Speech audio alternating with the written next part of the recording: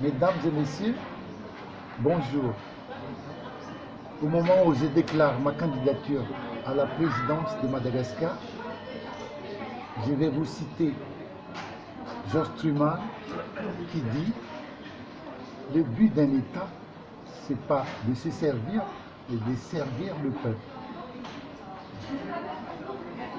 Vous savez que Madagascar, depuis les années 70, il n'y a eu jamais d'état de droit. Le premier président, le président Tirana de la Première République, avait essayé de faire quelque chose de bien en instaurant un état de droit. Mais il y avait un défaut, il n'y avait qu'un parti politique, et c'est le PSD, Parti social-démocrate. Et vous, comme vous le savez, c'est un parti unique presque à l'époque, puisque les opposants n'avaient pas trop le droit de se manifester, notamment les partis un peu communistes. Et à la fin, vu qu'il n'y avait pas de séparation des pouvoirs, donc on a vu le bordel en 70. Et dans un pays où l'armée prend le pouvoir, où il y a la confusion des pouvoirs, il est impossible de restaurer une démocratie. Et comme vous le savez, Didier Retzier, en 1975, avait fait un plébiscite pour lui, pour sa propre gueule. Et vous savez qu'est-ce qu'il en est? En 91, il y a Jacques Albert qui est arrivé au pouvoir donc, en catastrophe avec les forces vives, mais ça n'a rien donné puisque on n'avait toujours pas de constitution, donc il n'y avait pas de séparation des pouvoirs. Et comme vous savez, au Sénat à l'époque, la majorité des sénateurs était pro-Retzier. Ce qui fait que si Zaf avait fait son boulot, normalement, Retzier ne serait pas majoritaire au Sénat. Il fallait donc dissoudre le Parlement et refaire un vote, refaire la rédaction de la Constitution avec le peuple. Comme ça, il y aura une séparation des pouvoirs, l'équilibre des pouvoirs, mais ça n'a pas été fait. Retour en 98 de Retzier, revoilà dans le bordel institutionnel.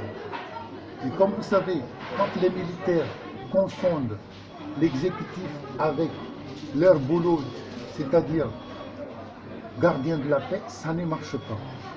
On a vu par la suite que quand il y a des militaires au pouvoir, comme vous le savez, avant 70, donc sous Tirana, il n'y avait pas de militaires dans le gouvernement. Et quand il y a des militaires dans le gouvernement, on a toujours un risque de quoi? Un risque de putsch militaire. Parce que les militaires entre eux, ils vont se faire justice, etc., etc. Et on arrive au coup d'État permanent. C'est ce qu'on appelle la tribocratie. Dans une tribocratie, un groupe monte et un autre se prépare. Voilà. Et ça ne marche pas. Et jusqu'à présent, donc, on a toujours les mouvances comme des tribus, un groupe qui arrive, un autre se prépare.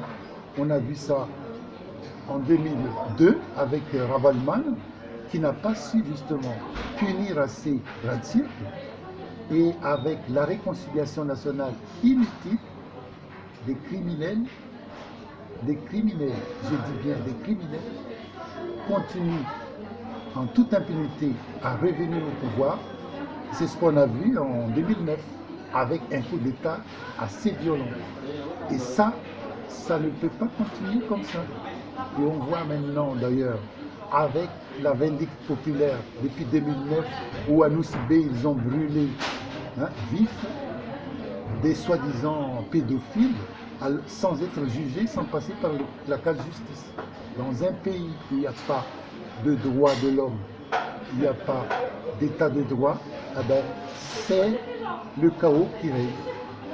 Voilà. Alors, le but de ma candidature, donc, de servir le peuple, mais aussi de restaurer l'état de droit. Et c'est très important que les Malgaches comprennent qu'on ne peut pas confier à des criminels, à des putschistes sans foi ni loi, le sort de 20 millions de Malgaches.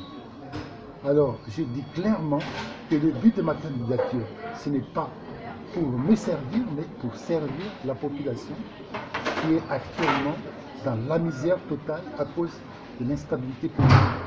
Merci.